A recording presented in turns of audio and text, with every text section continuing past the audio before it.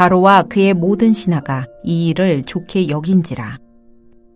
바로가 그의 신하들에게 이르되 이와 같이 하나님의 영에 감동된 사람을 우리가 어찌 찾을 수 있으리요 하고 요셉에게 이르되 하나님이 이 모든 것을 내게 보이셨으니 너와 같이 명철하고 지혜 있는 자가 없도다.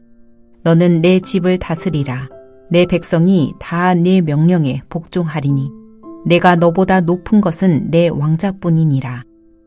바로가 또 요셉에게 이르되 내가 너를 애굽 온 땅의 총리가 되게 하노라 하고 자기의 인장 반지를 빼어 요셉의 손에 끼우고 그에게 세마포 옷을 입히고 금 사슬을 목에 걸고 자기에게 있는 버금 수레에 그를 태우매 무리가 그의 앞에서 소리 지르기를 엎드리라 하더라. 바로가 그에게 애굽 전국을 총리로 다스리게 하였더라. 바로가 요셉에게 이르되 나는 바로라. 애굽 온 땅에서 내 허락 없이는 수족을 놀릴 자가 없으리라 하고 그가 요셉의 이름을 사브낫 바네아라 하고 또 온의 제사장 보디베라의 딸 아스낫을 그에게 주어 아내로 삼게 하니라. 요셉이 나가 애굽 온 땅을 순찰하니라. 요셉이 애굽 왕 바로 앞에 설 때 30세라. 그가 바로 앞을 떠나 애굽 온 땅을 순찰하니 7해 풍년에 토지 소출이 심히 많은지라. 요셉이 애굽 땅에 있는 그 7년 곡물을 거두어 각 성에 저장하되 각 성읍 주위에 밭의 곡물을 그 성읍 중에 쌓아두매 쌓아둔 곡식이 바다 모래같이 심히 많아 세기를 그쳤으니 그 수가 한이 없음이었더라. 흉년이 들기 전에 요셉에게 두 아들이 나되 곧 온의 제사장 보디베라의 딸 아스낫이 그에게서 낳은지라. 요셉이 그의 장남의 이름을 므낫세라 하였으니 하나님이 내게 내 모든 고난과 내 아버지의 온 집 일을 잊어버리게 하셨다 하미요. 차남의 이름을 에브라임이라 하였으니 하나님이 나를 내가 수고한 땅에서 번성하게 하셨다 함이었더라. 애굽 땅에 7해 풍년이 그치고 요셉의 말과 같이 7해 흉년이 들기 시작하매 각국에는 기근이 있으나 애굽 온 땅에는 먹을 것이 있더니 애굽 온 땅이 굶주림에 백성이 바로에게 부르짖어 양식을 구하는지라. 바로가 애굽 모든 백성에게 이르되 요셉에게 가서 그가 너희에게 이르는 대로 하라 하니라. 온 지면에 기근이 있음에 요셉이 모든 창고를 열고 애굽 백성에게 팔세 애굽 땅에 기근이 심하며 각국 백성도 양식을 사려고 애굽으로 들어와 요셉에게 이르렀으니 기근이 온 세상에 심함이었더라. 바로가 꾼 꿈에 대하여 요셉이 해석을 할 뿐만 아니라 대책까지 제시하자 바로와 그의 모든 신하들은 흡족해 합니다. 이에 바로는 하나님의 영에 감동된 사람을 우리가 어찌 찾을 수 있으리요? 라고 하면서 요셉을 애굽 온 땅의 총리로 세웁니다.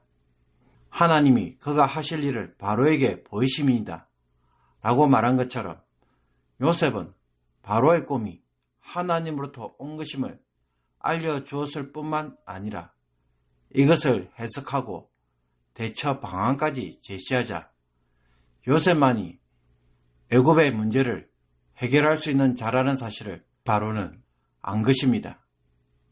그러므로 요셉이 애굽의 국무총리가 된 것은 평소에 그가 꿈을 잘 해석했기 때문이거나 혹은 보드발의 집에서 가정총무로서 경험한 뛰어난 행정 능력 때문이 아니었습니다. 애굽에 대해 하나님이 요셉을 통해 일하실 것을 바로가 정확하게 깨달았기 때문에 요셉을 국무총리로 세울 수밖에 없었던 것입니다. 요셉을 하나님의 영에 감동된 사람이라고 표현한 것처럼 요셉이 하나님의 사람이라는 이유가 절대적이었던 것입니다. 달리 말하면 평소에 그가 하나님과 동행하였기에 하나님의 역사에 쓰임을 받은 것입니다. 그런데 우리는 요셉과 달리 정반대로 접근할 때가 많습니다. 하나님이 나를 요셉처럼 국무총리라는 자리에 세워주시면 그때 하나님의 일을 하고 하나님의 역사를 이루는 일에 헌신하겠다고 말합니다. 하나님과 일종의 거래를 하는 것입니다. 하나님이 나에게 먼저 높은 지위나 명예를 주시면 그때서부터 나도 하나님께 영광을 돌리겠다는 사고방식은 자기 욕망을 성취하기 위해 하나님을 이용하는 것에 불과합니다. 바로가 요셉을 국무총리로 세운 것은 그가 하나님의 영에 감동받은 사람이었기에 이 영적 권위로 인해 주어진 것임을 결코 놓쳐서는 안 되는 것입니다. 세상에서 성도가 높임을 받는 것은 바로 이 권위를 가질 때입니다. 39장에서 바로의 친위대장 보디발이 요셉을 가정총무로 세운 이유도 동일합니다. 그의 주인이 여호와께서 그와 함께 하심을 보며 또 여호와께서 그의 범사에 형통하게 하심을 보았더라. 보디발 역시 요셉 뒤에 계시는 하나님 때문에 그 하나님에게 요셉이 사용되고 있는 것을 보고 요셉을 가정총무로 세우고 모든 소유를 그의 손에 위탁한 것입니다. 그러므로 성도의 복과 권세는 세상의 권세와 복을 가진 것에서 오는 것이 아니라 하나님을 소유한 것에 있으며 이것이 있을 때에 비로소 세상에서 높임을 받는 것입니다. 바로는 자신의 반지를 빼어 요셉에게 끼워주고 세마포 옷을 입히며 금 목걸이를 걸어줍니다. 그리고는 버금가는 수레에 태워 엎드리라를 외치게 하면서 요셉을 애굽의 2인자로 높여 주었습니다. 또한 바로는 사분의 바네아라 라는 애굽식 이름을 그에게 주며 온의 제사장 보디베라의 딸 아스낫을 아내로 주었습니다. 이름과 결혼, 옷을 통해 요셉을 철저히 이집트인으로 만들려고 하였습니다. 그러나 그 속에서도 요셉은 자신의 정체성을 잃어버리지는 않았습니다. 그는 그의 아내 아스낫을 통해 두 아들을 낳았을 때 각각 므낫세와 에브라임으로 이름을 지었습니다. 므낫세는 하나님이 내 모든 고난과 아버지 집을 잊게 하셨다라는 것이고 에브라임은 하나님이 내 고난의 땅에서 나를 번성하게 하셨다라는 뜻을 담고 있습니다.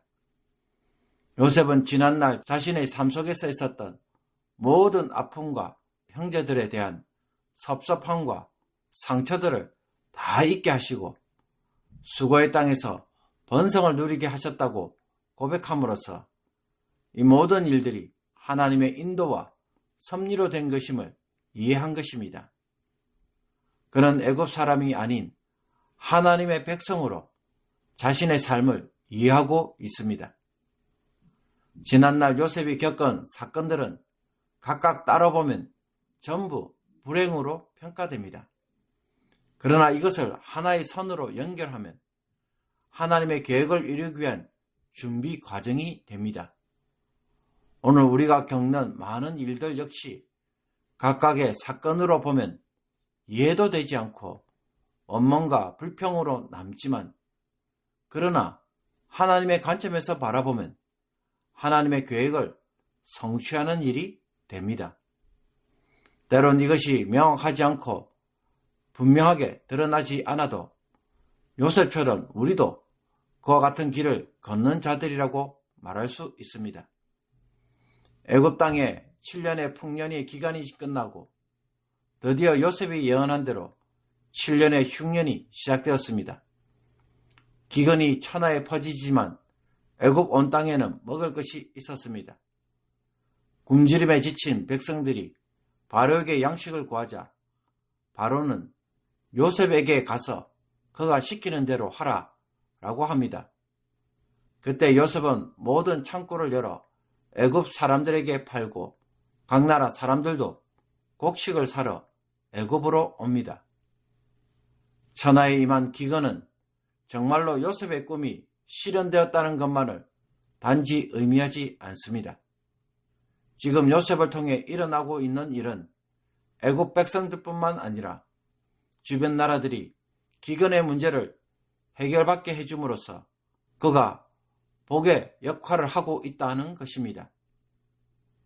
요셉이 국무총리가 된 것이 중요한 것이 아니라 아브라함과 맺은 언약처럼 열방을 위한 복의 역할을 감당하고 있다는 것이 더 중요한 것입니다. 이는 창세기의 말씀이 약속의 말로만 끝나는 것이 아니라 반드시 성취되는 말씀이라는 것을 보여줍니다.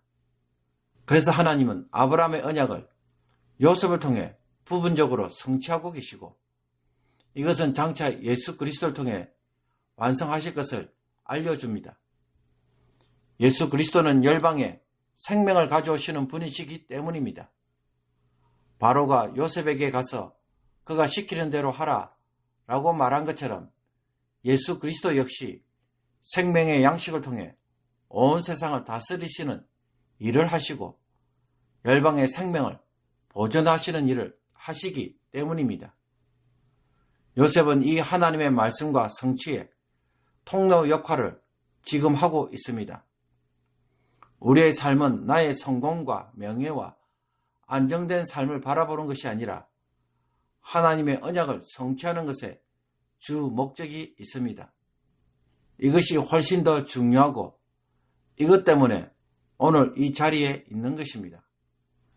그러므로 나를 통해 하나님의 구원이 성취되고 복이 흘러가고 생명이 역사하며 하나님의 뜻이 성취되는 것에서 나의 삶을 이해하지 않는다면 우리는 하나님의 백성이 아닌 애굽의 사람으로 살아가는 것에 불과하게 됩니다. 오늘 나는 애굽 땅에서 애굽의 국무총리로 사는 것에 자부심이 있습니까? 아니면 열방을 위해 복이 되라는 아브라함의 언약을 성취하는 자가 되는 것에 삶의 목적이 있습니까? 오늘 나는 뭔가를 합니다. 궁극적으로 무엇을 하고자 할까요? 그 일의 목적을 바로 세움으로 애굽 사람처럼 열심히 사는 자들이 아니라 하나님의 뜻을 이루는 백성으로 열심히 살아가는 자들이 되기를 주님의 이름으로 축복합니다. 기도드리겠습니다. 온 세상을 통치하시고 생명을 주관하시는 하나님, 생명 되신 예수 그리스도를 통해 기근에 사로잡혀 죽어가는 우리들에게 생명과 구원으로 은혜를 베풀어 주심을 참으로 감사합니다. 저희들도 주님처럼 요셉처럼 세상에 생명과 참된 복을 가져오는 자들로 살아가게 하옵소서. 애굽의 국무총리가 된 것에 눈이 어두워져 권력과 명예를 따라 살아가는 불쌍한 자가 되지 않게 하옵소서. 아브라함의 언약을 성취하는 주의 백성으로 살게 하여 주셔서 고난과 아픔이 구원을 위한 준비가 되게 하시며 우리의 삶의 여정이 하나님의 역사를 이루는 사건이 되게 하여 주옵소서. 이 기쁨이 오늘도 저희들의 기쁨이 되게 하여 주옵소서. 예수 그리스도의 이름으로 기도하옵나이다. 아멘.